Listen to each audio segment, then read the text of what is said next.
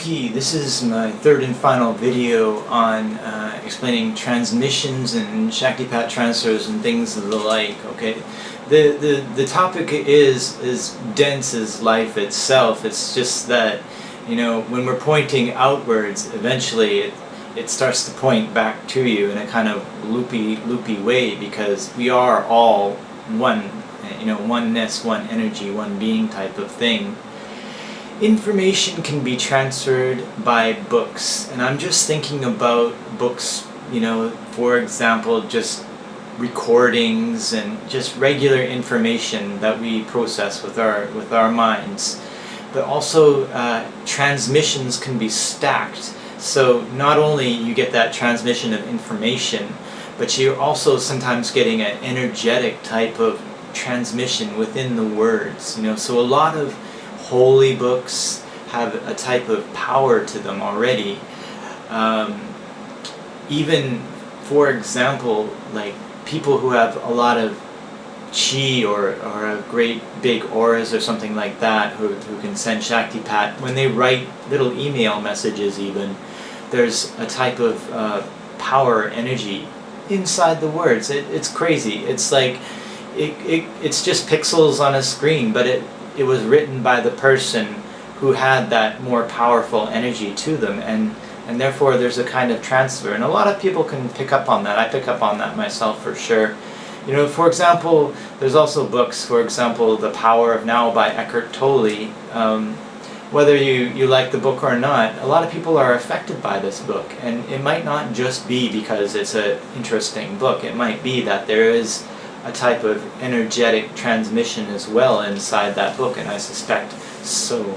So transmissions can be inside things like statues. You know, the statue of a Buddha contains not only just sort of like the presence of a serene being, but the icon, when it's inside, deep inside your mind, somehow connects with Buddha as well, so you get a kind of transfer from the Buddha sphere. You know, it's true, and that's why they keep a lot of Buddha statues and things like that around houses and in places where people can look at the Buddhas.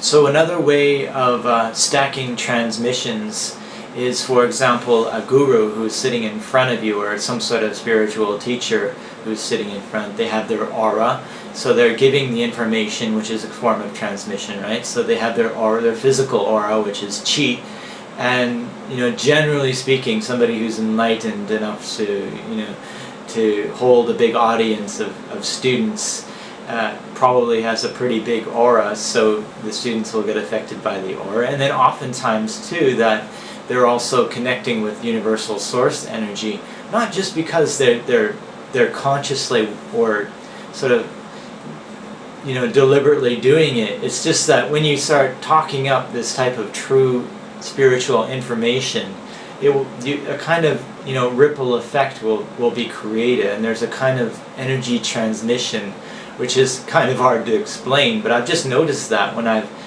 for example, talked to some friends on the street, just talking about meditation, you know, just explaining to them, oh, you can do this, that, and the other thing, and I can see them making pictures in the mind, and for some reason that I notice a presence around me, and I think, whoa, is that, you know, somebody watching me? But no, I think it's just really just you're creating a kind of ripples because you're talking something that's true, believe it or not. Okay, so with all these, oh, and then there's another type of transmission, which is kind of, you know, my favorite in a way, because I like this guy. I love this guy, Sri Ramana Maharshi, an Indian, and he would just teach by his physical presence, you know, his eyes, you know, really emoting you know, enlightenment. People would just sit around and get somehow affected that transmission somehow, be it energetic or be it, you know, mirror neurons or something like that, but he's doing it somehow. So with all these transmissions available to you, how do you get the type of, you know, interesting ones that you want?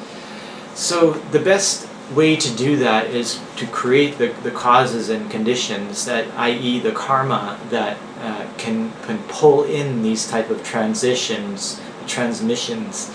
So basically it comes down to your tendencies, your habitual thoughts, your behaviors, and things like that, because that is the formation of what can affect your karma, and that sort of creates a feedback loop, and it creates your destiny. So the more you go towards spiritual evolution, the more opportunities will just get flung your way in kind of synchronous events. Oftentimes, the universe is not just going to, like, change the entire material plane so that you can end up with a teacher at your front door, although it does happen. What oftentimes happens is, yeah, maybe a kind of ticket, train ticket might, the time on it might be different than you thought it would, or the seat placement or something like that. Something that's happened to me a couple of times. Or just for example, last week I was researching a specific teacher, and he mentioned a female teacher that he had. She taught a type of Tibetan yoga, which really piqued my interest, because oftentimes these Tibetan things are pretty secretive, right? The Tibetans keep a lot of their interesting practices close to themselves. So when you have somebody who is a non-lineage Buddhist, but at the same time still has a strong connection to a lineage, then you might be able to get some really high-level teachings, some interesting things and connections. So I emailed them straight away. I thought, well, this is an interesting type of yoga. And they were based out of California. And so I thought, well, maybe you could send me a book. I'm here in Taiwan. And I got an email back just 5 minutes later saying, hey, we sent a teacher to Taiwan, and she's doing a seminar, and it's going to take place tomorrow. And so for sure I was going to attend. I didn't have to think. I knew that this was a synchronous event.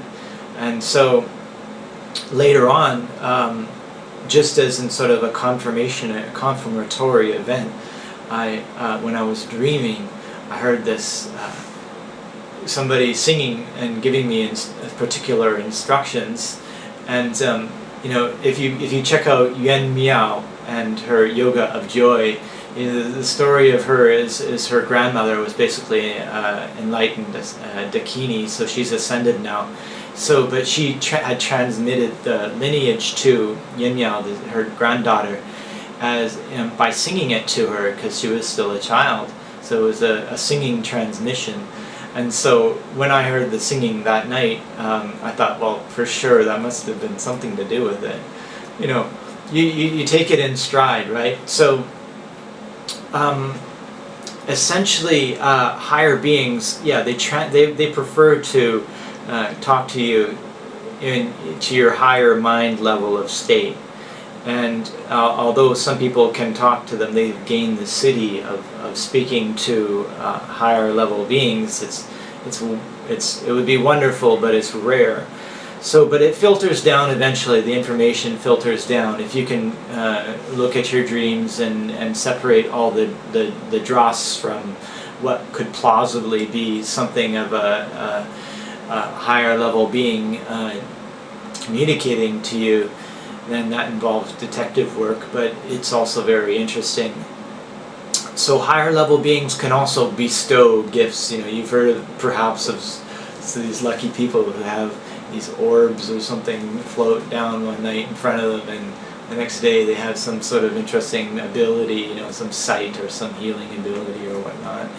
But generally speaking, when we're talking about, like my experience anyway, for higher level beings, has to do with lineages.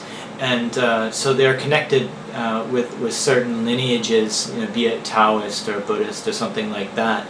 And so masters who work, who have the connections will give transmissions to students, and sometimes they're using the higher level, like the intercession of a higher level being, to do certain types of work. I mentioned in a previous video opening energy centers, so that's not easy, so that's probably indicative of the master enlisting the help of a higher level deity to help him do that type of thing. And also in the master, or somebody who is in the lineage and has the type of connection with the lineage ancestors and deities, would also, might do things that otherwise wouldn't be possible, such as, distance and time and things involving things like that, and also transferring the lineage. They want to make the lineage greater or bigger or something like that. So it has to do with some sort of transfer that has to do with a higher level deity. So this is all I'm going to talk about or say about transmissions at this point. So I hope you enjoyed my videos, and yeah, so look forward to my next series, hopefully. Thanks.